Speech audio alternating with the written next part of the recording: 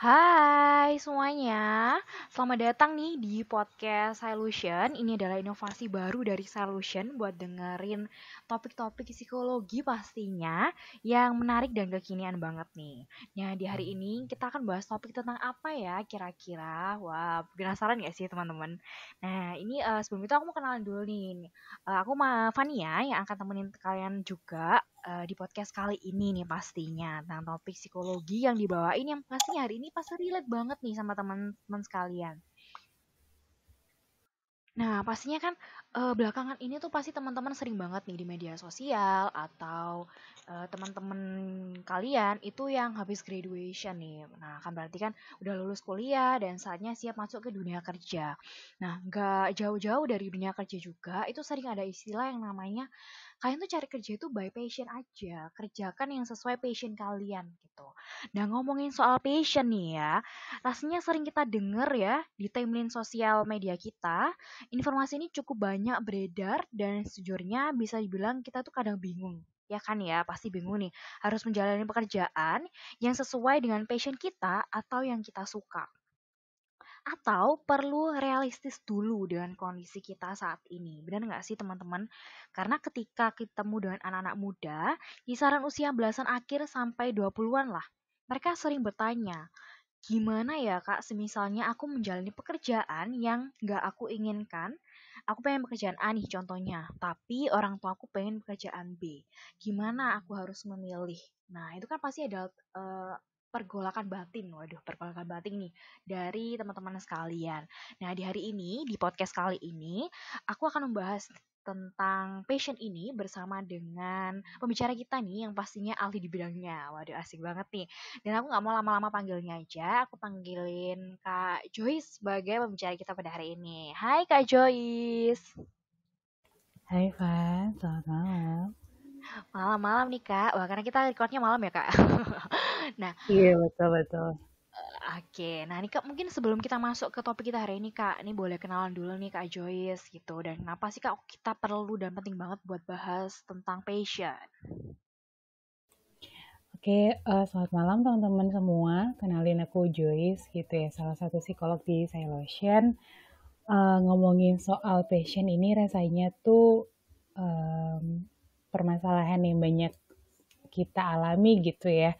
Secara personal, aku pun mengalami ini gitu dan kadang teman-teman tuh sharing gitu, aduh gimana sih kerjaan yang aku jalani sekarang tuh nggak sesuai loh sama passionku. Karena bisa jadi ya memang pengen memenuhi kebutuhan finansial terlebih dahulu, atau misalnya memang ada situasi tertentu yang gak memungkinkan gitu. Jadi rasanya malam ini pengen banget nih sharing sama teman-teman. Kalau misalnya kita ngejalanin suatu pekerjaan, apakah benar modal passion aja tuh cukup gitu ya? Ya dari itu sih keresahan dari topik malam ini. Oke, dan memang bener ya Kak ya bahwa kayaknya semakin tambah umur tuh semakin bingung gitu ya. Akhirnya memilih untuk pekerjaan apa kayak gitu. Nah, kalau menurut Kak Joyce nih, kira-kira sebenarnya fase-fase bingung ini Kak, kita tuh karena bisa pengaruh dari usia juga nggak sih Kak? Maksudnya tahap perkembangannya gitu. Kalau menurut Kak Joyce gimana nih? Sebelum kita masuk ke hal-hal lain ya Kak. Bener banget sih, rasanya kalau kita lihat teman-teman yang ada di usia belasan, akhir belasan gitu ya, sampai 20-an, bahkan 30-an itu kan masih dalam tahap eksplorasi ya, kalau kita lihat lagi di teorinya, ketika seseorang ada di masa dewasa awal, paling banyak bingungnya gitu, karena kan ada di masa-masa transisi gitu ya, dari kuliah ke kerja, kemudian dari ngejalanin hubungan berpacaran misalnya ya ke jenjang pernikahan. Jadi itu kan otomatis butuh banyak eksplorasi, butuh banyak pengambilan keputusan gitu dan pasti kita bingung gitu ya karena kan kita nyoba banyak hal gitu. Katakanlah buat teman-teman yang ngejalanin perkuliahan ketika mau masuk ke jenjang pekerjaan, mereka kan butuh banget buat tahu nih sebenarnya apa sih yang aku inginkan, apa sih yang aku bisa gitu ya. Nah kalau misalnya kita nggak eksplor semasa kuliah kan jadi sulit, atau misalnya kita kurang bisa mengenali diri kita sendiri, nah itu juga bisa jadi sulit nih dalam pengambilan keputusan gitu. Jadi apakah berkaitan sama umur? Betul sekali sih, Van. Oke, berkaitan sama umur juga berarti ya Kak ya. Nah ngomongin soal umur juga nih Kak, berarti kan yang namanya kita dan misalnya orang tua kan juga beda jarak usia ya Kak ya, dan beda generasi juga nih pastinya. Nah menurut Kakak gimana sih soal hal tersebut Kak? Gitu, apakah memang itu ada hal pendukungnya kenapa kok kayaknya generasi sekarang itu generasi dulu itu malah kesannya kayak nggak mengerti generasi kita gitu Kak. Nah itu ada penjelasannya nggak sih Kak? Sebenarnya penjelasannya common ya, Van. Maksudnya kalau dibandingkan di masa dulu dan masa sekarang, kita perlu menyadari bahwa di generasi sekarang nih opsi kerjaannya tuh banyak banget gitu ya. Kalau zaman-zaman dulu, orang tua kita ditanyain pengen kerja apa tuh opsinya tuh dikit banget. Entah dia mau jadi dokter, PNS, insinyur, kerja di bank atau apa gitu udah. Tapi kalau sekarang ditanya, kamu pengen kerja apa gitu ke anak-anak kecil ya, Van ya.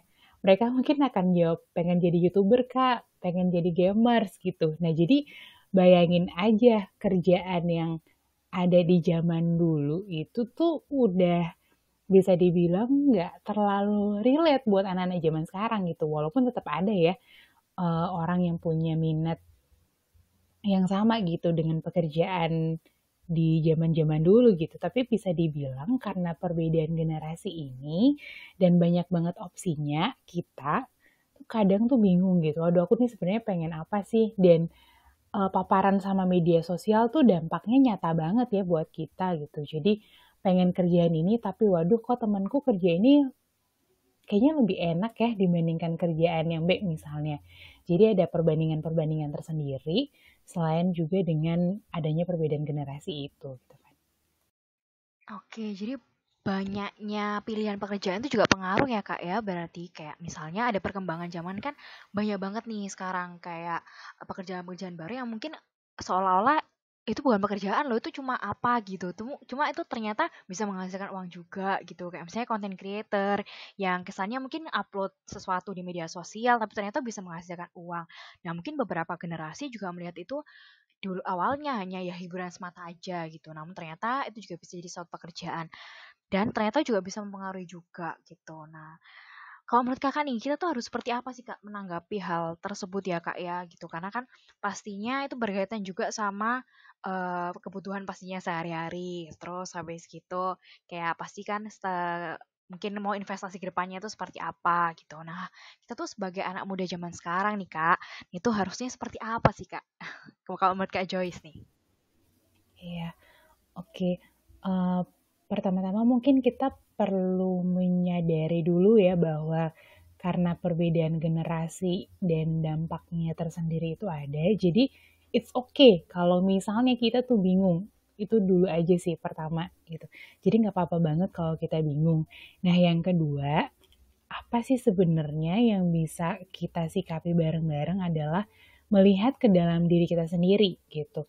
Nah hari ini aku pengen lebih banyak bahas mengenai konsep atau gagasan dari Jepang nih tentang Ikigai gitu ya. Mungkin teman-teman udah pernah dengar di beberapa webinar tertentu atau misalnya dengar di podcast ataupun di YouTube gitu. Jadi sederhananya di dalam Ikigai itu tuh ada 4 lingkaran yang masing-masing di antaranya itu ada yang pertama apa yang disukai, apa yang sebenarnya dibutuhkan oleh lingkungan atau dunia, yang ketiga apa sih yang bisa sesuatu kita lakukan dan akhirnya kita dibayar dari hal tersebut, dan yang keempat adalah apa yang kita kuasai gitu. Nah, jadi menyikapi adanya perbedaan generasi dan banyaknya kerjaan sama pertimbangan apakah pekerjaan ini sesuai dengan passionku atau enggak, kita mungkin bisa kesampingkan pertanyaan itu dulu gitu. Apakah kerjaan ini adalah passionku? Kita bisa ngelihat dari 4 lingkaran ini gitu.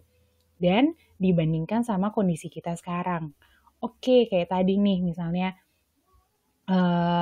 kalau ngomong soal kestabilan finansial, kondisiku tuh sekarang gimana sih? Apakah kita itu termasuk dalam orang-orang yang punya privilege tertentu gitu? Misalnya orang tua yang memang punya kestabilan finansial yang bagus, atau misalnya kita lahir dari keluarga yang biasa aja, sehingga kita perlu mengusahakan gitu. Nah, jadi kita bisa lihat nih gitu di dalam diri kita, kondisi kita sekarang tuh gimana gitu. Dan selain itu juga lihat apa yang kita bisa dan apa yang kita mau gitu. Jadi sometimes menurutku ya, kalimat atau quotes yang beredar di luar sana tentang kerjakanlah apa yang kita sukai dan sukai apa yang kita kerjakan itu tuh sometimes gak bisa relate nih untuk semua orang gitu. Karena kan sebenarnya kita nggak bisa memulai suatu pekerjaan bukan hanya karena hobi aja atau seneng dengan kerjaan itu, tapi juga ada tuntutan-tuntutan yang lainnya gitu. Nah mungkin biar lebih relate gitu ya, ada nggak sih Van pengalaman kamu secara pribadi gitu yang berkaitan dengan passion dan pekerjaan ini? Oke, ada sih, Kak. Wah, ini kayak nanti sharing-sharing juga ya, Kak, ya. Karena belakangan ini Mhm. juga aku melakukan kerjaan yang sebenarnya tuh bukan passionku. Kalau ditanya soal apakah ini passion, sebenarnya ini bukan gitu. Tapi aku akhirnya menjalani karena memang ada tuntutan itu gitu. Jadi aku saat ini bekerja sebagai guru di salah satu sekolah dan kebetulan tuh mengajar anak yang berkebutuhan khusus. Karena sebenarnya konsepnya bukan mengajar ya, ini masih baru-baru masuk juga. Itu lebih kayak shadow teacher gitu. Nah, karena sebelumnya pun aku belajar psikologi bukan yang pendidikan banget atau perkembangan banget, tapi aku tuh milihnya yang industri organisasi. Jadi kan pasti jauh nih kayak kalau sama apa yang aku minatin gitu. Namun Betul, betul. akhirnya benar, karena mungkin karena waktu itu juga dapat tawaran, terus habis lagi cari kerjaan juga, gitu. Banyak tuntutan juga, karena aku lanjut studi juga di lanjut studi S2 juga, yang mana pasti ada tuntutan untuk gimana nih caranya untuk bayar uang kuliah gitu kan ya. Jadi mau nggak mau aku harus terima kerjaan itu dan selama bekerja ini juga aku akhirnya belajar untuk mencintai pekerjaanku juga karena ya ternyata bertemu dengan anak-anak atau murid-murid yang memang berkebutuhan khusus itu mungkin suatu hal yang spesial gitu karena nggak semua orang loh bisa dikasih kepercayaan seperti itu gitu. Jadi siapa tahu kalau mungkin besok mungkin bukan bukan jalannya di industri dan organisasi, setidaknya aku udah belajar hal baru nih. Kalau yang aku dapat sejauh ini seperti itu sih Kak. Tapi ya kalau ditanya soal passion ya passionnya memang nggak ke pekerjaanku sekarang kayak gitu. Passionnya masih jauh kayak gitu sih kalau Kak Jis. Kalau dari aku seperti itu ya Kak ya. Iya, iya, iya, iya, iya. Dan rasanya tuh emang sometimes tuh kita nggak selalu memulai dengan keadaan yang ideal ya, benar nggak sih, Van? Iya benar-benar. Karena perlu ujian dulu Hmm. kayaknya Kak. Betul. Dan realitanya tuh kayak gitu sih. Maksudnya secara personal pun ketika menjadi seorang psikolog yang katanya banyak orang yang pengen itu tuh nggak memungkinkan untuk langsung jadi dan kerja di bidang yang kita inginkan. Maksudnya kan sebagai psikolog kan sometimes bisa kerja di akademisi gitu ya, jadi seorang dosen misalnya, atau praktisi, atau misalnya kerja di rumah sakit, dan lain-lain gitu. Sometimes pun aku ngalami hal yang sama gitu, karena balik lagi, tuntutan untuk memenuhi hal yang lain lebih dulu itu tuh kayaknya lebih besar dibandingkan, sorry to say nih, hanya passion aja yang pengen diutamain gitu. Jadi kalau menurutku secara personal ya, nggak apa-apa loh kalau kita nggak memulai dengan passion atau dengan apa yang kita suka gitu. Iya Kak, bener banget tuh. Dan kayak sharing-sharing juga dari teman-teman yang saat ini mungkin bekerja nggak sesuai sama passionnya juga. Mereka sering bilang kayak, aku masih bisa kok menjalankan passionku di luar jam kerja. Kayak misalnya ada beberapa temanku yang memang dia misal suka nulis atau suka berkarya seni dan lain sebagainya, tapi dia bekerja di yang nggak support itu kayak gitu. Tapi akhirnya dia menjalankan itu sebagai hobi dan akhirnya ya terrealisasikan hobinya gitu. Bahkan ada temanku yang memang dia akhirnya bisa nerbitin buku gitu. Karena mungkin dia bukan di bidangnya di mungkin kepenulisan atau di penerbitan, tapi akhirnya dia bisa nerbitin buku gitu. Karena sebelumnya pekerjaan mungkin di lain kan, kebetulan pekerjaan dia tuh di hotel gitu. Tapi dia passionnya nulis gitu. Tapi akhirnya dia akan bisa nyiptakan buku sendiri gitu. Karena ya itu jadi hobi yang akhirnya ya menjadi karya juga gitu. Karena kita memang nggak tahu ya Kak, jalan orang itu memang bisa masing-masing gitu. Iya, iya. Mungkin kalau misalnya aku balikin ke 4 diagram Ikigai tadi ya, Van, rasanya temenmu itu adalah dia ngerjain apa yang dia suka, tapi juga akhirnya dia dibayar untuk itu nggak sih? Terlepas dari kerjaan utamanya itu kan. Jadi sebenarnya kita nggak harus mengkotak-kotakan, oke aku kerja di satu tempat kerja yang aku suka aja gitu. Tapi sebenarnya bisa juga loh. Makanya kan sekarang banyak banget kerjaan kayak content creator, part time dan lain-lain yang mungkin bisa kita kerjain di luar jam kerja kita nggak sih? Iya bener banget Kak. Aduh tadi keputus. Ya bener banget nih Kak gitu karena salah satu karyanya dia juga akhirnya menceritakan tentang pekerjaan yang dia lakukan sekarang nih Kak. Unik banget gak sih Kak sebenarnya? Kayak akhirnya ada sesuatu hal yang bisa diambil nih Kak. Bener gak? Mm-mm, mm-mm, betul. Dan rasanya tuh kalau misalnya dia rutinkan, kemudian dia benar-benar komitmen dengan apa yang jadi lingkaran-lingkaran konsep dari Ikigai itu tuh udah bisa terpenuhi nggak sih Ikigainya? Karena kan balik lagi, Ikigai itu kan ngomong tentang what you love, what the world needs gitu ya, kemudian what you can be paid for, kemudian what you are good at gitu. Jadi kalau dari tiap lingkaran itu dia bisa ngelakuin dan jadi uh, real gitu ya, nyata ada produknya yaitu buku, otomatis kan memang dia udah ngerasa penuh nggak sih ya? Mungkin kita nggak interview langsung sih temenmu ya kan, tapi rasanya dari apa yang dia lakuin tuh dia bisa ngejalanin apa yang jadi ikigainya gitu. Iya bener. Tapi kalau menurut Kakak sendiri, Mhm. gimana ya Kak? Atau perlu nggak sih kita tuh kayak memenuhi semuanya gitu Kak untuk bisa jadi ikigai ini? Atau konsepnya tuh seperti apa sih Kak? Gitu. Mungkin karena kita berat sebelah ya Kak. Kayak ada beberapa orang yang Mhm. mungkin kayak masih belum bisa nerima nih Kak. Kayak aku nggak bekerja sesuai passionku, aku nggak bisa memanfaatkan apa yang aku suka gitu. Nah itu gimana Kak kita nanggepinnya? Oke, sebenarnya idealnya itu ketika kita menjalani ikigainya itu ada terpenuhi ya empat-empatnya gitu. Kita ngerjain apa yang kita suka, kita ngerjain apa yang kita bagus di situ gitu.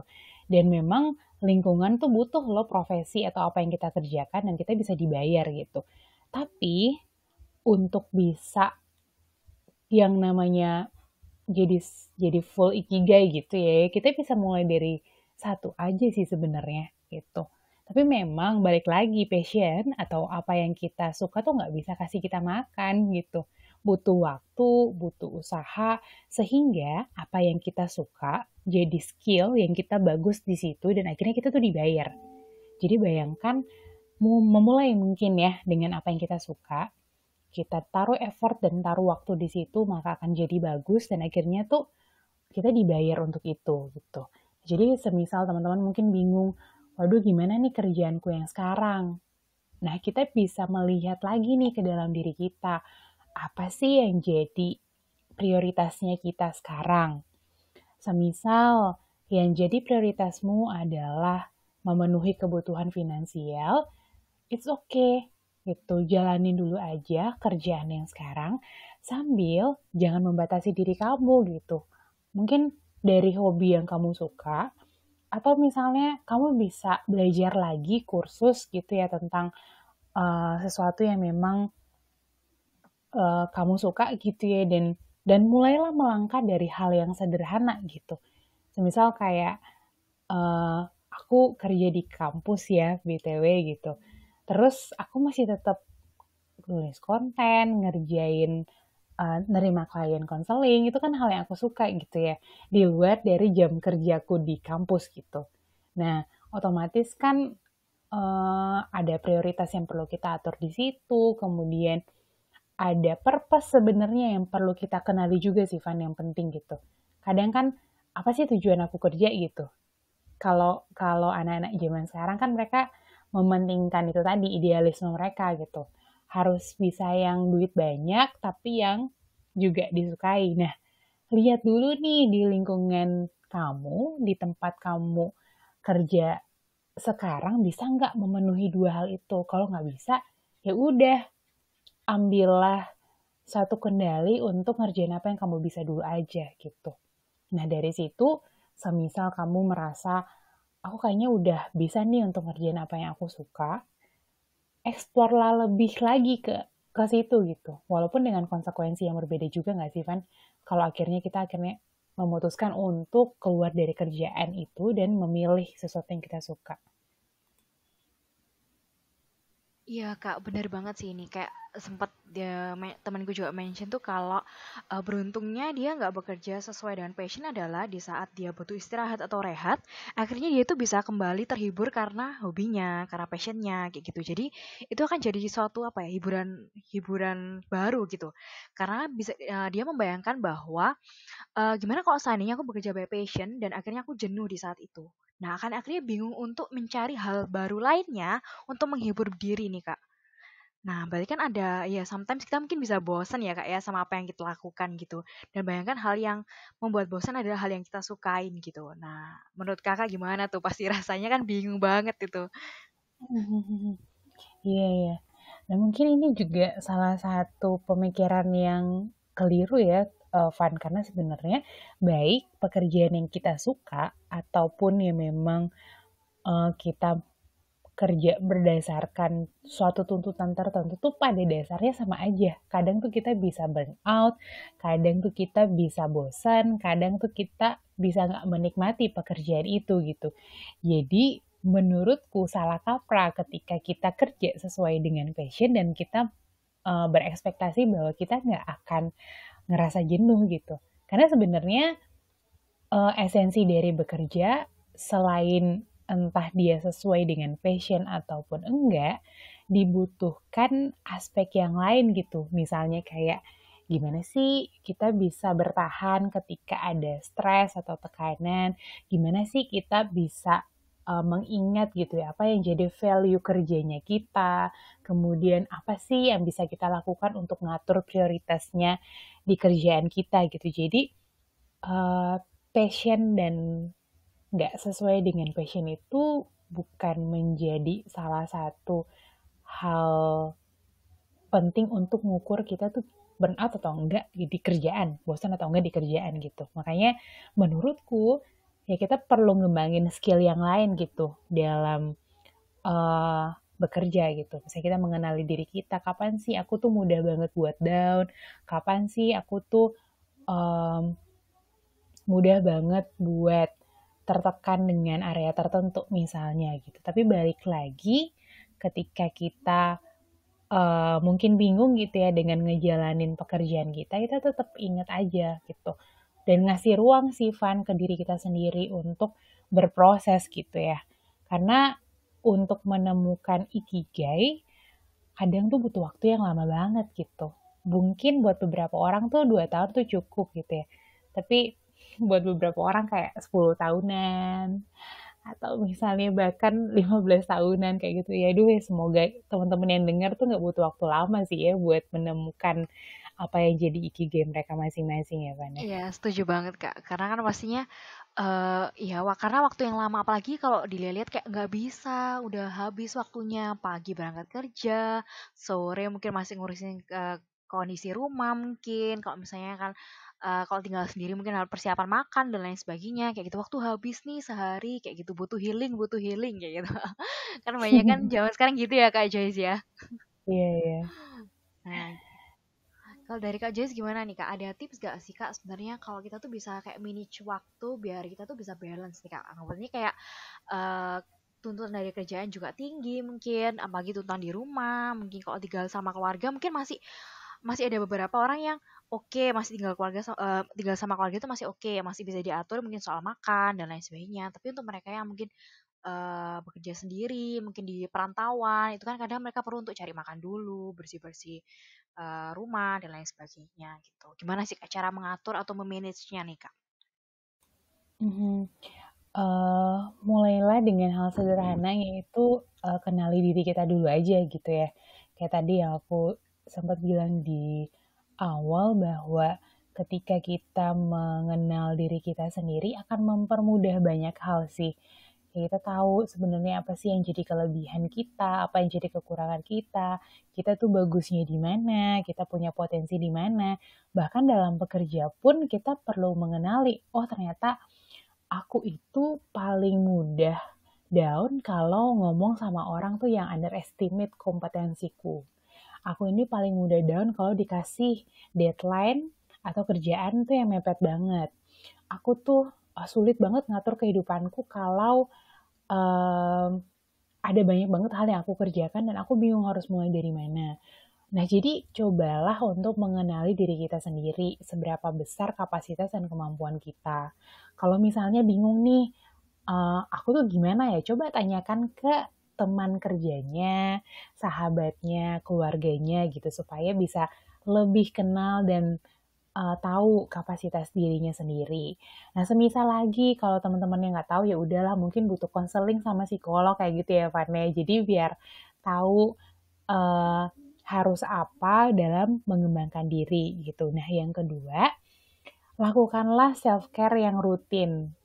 Jadi kita nggak harus nunggu kita capek dulu untuk kita tuh istirahat gitu. Kita bisa kok dengan ya memperhatikan waktu makan, waktu tidur, sesekali mungkin uh, istirahat dan jeda sejenak dari kerjaan misalnya gitu ya. Jadi tubuh kita pun sendiri tuh belajar loh untuk dealing sama hal-hal yang sederhana gitu. Terus yang ketiga, kenali kontrolnya kita tuh di mana gitu. Ada banyak banget hal yang memang kita sadari tuh nggak bisa kita kontrol gitu. Kayak apa kata si bos, apa kata teman kerja, apa kata orang tua gitu. Nah, di lain sisi kita bisa belajar sih untuk mengkomunikasikan hal tersebut gitu ya. Mungkin bisa di episode-episode berikutnya kita belajar gitu ya tentang komunikasi asertif ya Van ya. Tapi sederhananya kita bisa mengenali sih kontrolnya kita tuh di mana dan ada hal tertentu yang nggak bisa kita kendalikan tuh di mana gitu. Jadi supaya kita nggak burn out dan capek kayak gitu. Dan mungkin hal yang paling penting berkaitan sama passion dan enggak adalah um, jangan takut untuk gagal dan jangan takut untuk berproses gitu. Karena di masa kita eksplorasi ini, otomatis kita akan ngalami gagal gitu. Kita akan mungkin kayak, waduh kok kayak gini nggak bisa, kok kerjaan ini nggak sesuai, kok kayak gini gitu. Akan banyak banget pertanyaan-pertanyaan dan menjadi fleksibel itu tuh nggak mudah, perlu latihan gitu. Jadi percayalah ada banyak banget hal di dalam hidup kita yang nggak bisa di-skip prosesnya gitu ya guys. Jadi uh, kita mungkin akan ngalami susahnya, gagalnya gitu. Tapi ingatlah balik lagi apa sih yang jadi purpose kita ketika kita pengen kejar karir dan bekerja gitu ya. Temukan value di dalamnya sehingga kita jadi punya kekuatan sih sebenarnya untuk ngadapin apapun yang jadi struggle atau permasalahan kita. Kurang lebih kayak gitu sih, Van. Iya ya benar Kak, gitu. Jadi kayak nikmatin dulu apa yang dijalani sekarang karena pastinya untuk proses sendiri itu butuh waktu yang nggak sebentar. Terus siapa tahu di kondisi yang sekarang ini nih, atau di pekerjaan kita yang sekarang ini bisa kasih kita itu hal lebih gitu untuk bisa mempersiapkan apa yang kita mau, apa yang kita bisa, ataupun apa yang menjadi passion kita ke depannya gitu. Siapa tahu bisa jadi inspirasi, bisa jadi hal baru yang kita kembangin nanti bersamaan dengan passion kita gitu karena kalau membahas soal kehidupan tuh yang paling membuat takut adalah sebenarnya ketakutan itu sendiri sama takut akan kedepannya yang kita tuh nggak bisa kontrol gitu bener nggak sih Kak untuk itu gitu. Mhm. Iya, bener banget sih, Van. Maksudnya manusiawi banget ya kita tuh takut. Bayangkan masa depan bahkan besok aja tuh kita nggak tahu kan ya apa yang terjadi tuh seperti apa. Tapi kita bisa kok memilih untuk mempersiapkan diri kita tuh di hari ini gitu. Jadi ingat-ingat gitu ya teman-teman, semisal kalian takut, semisal kalian overthinking, aduh gimana ya masa depan, ingatlah, oke, apa yang masih bisa aku kerjakan hari ini? Kayak gitu. Mulailah dari hal sederhana itu gitu. Yes, bener banget nih Kak.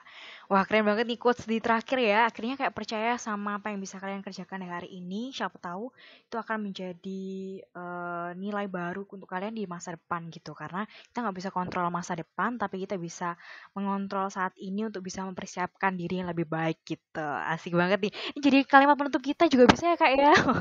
Iya, benar-benar. Iya, kayaknya kayak kita juga udah cukup lama nih tuh bahas soal passion dan yang disertain sama konsep dari Ikigai. Dan semoga di podcast kali ini teman-teman juga terjawab ya keraguan-keraguan gitu, apalagi yang baru, yang fresh graduate atau yang mungkin baru resign juga atau yang lagi bingung nih, masih belum skripsian tapi udah bingung masa depan nih. Nah, itu bisa nih bisa direfleksikan kembali ya kira-kira untuk mengiyakan atau menjalani kehidupan itu seperti apa di kedepannya gitu. Karena mungkin di next podcast kita akan bahas tentang topik-topik baru pastinya yang relate sama teman-teman semuanya soal mungkin kehidupan tentang masa kini, tren masa kini yang pastinya dikaitkan sama psikologi. Dan kalian gak mungkin rugi untuk dengerin podcast lainnya dari Solution dan jangan lupa untuk follow Instagram dari Solution di @solution.id gitu. Nah mungkin salam terakhir dari Kak Joyce nih, mau pesan-pesan buat teman-teman juga, boleh banget loh Kak. Silakan Kak Joyce. Thank you semuanya yang udah mendengarkan sampai akhir ya. Kayaknya appreciate banget buat teman-teman yang udah dengerin sampai akhir. Dan tetaplah nyoba di masa-masa eksplorasi ini. Kita nggak akan pernah tahu hal apa yang bisa kita alami di masa depan dengan persiapan kita di hari ini. So, tetap semangat dan sampai jumpa lagi di episode-episode selanjutnya. Yeay, thank you Kak Joyce. Dan see you ya teman-teman di next podcast. Kita nggak tahu akan bahas apa, kejutan banget nih buat teman-teman sekalian. Dan terima kasih udah dengerin sampai akhir. Dan jangan lupa untuk follow IG Solution lagi di @solution.id. Oke, bye guys.